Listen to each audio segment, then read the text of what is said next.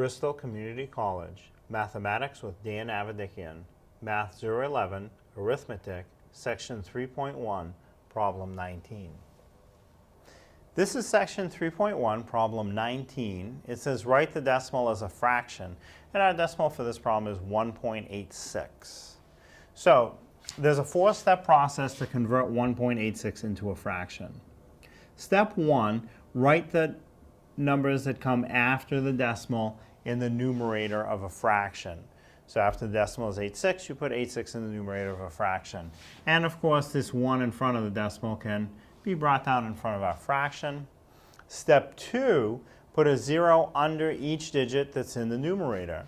I have 2 digits in the numerator, my 8 and my 6, so I put 2 zeros in the denominator. Step 3, put a 1 in front of the bottom zeros. There's a 1. So I have 1 and 86/100ths. Step 4, reduce if the fraction is reducible. Some fractions you just can't reduce.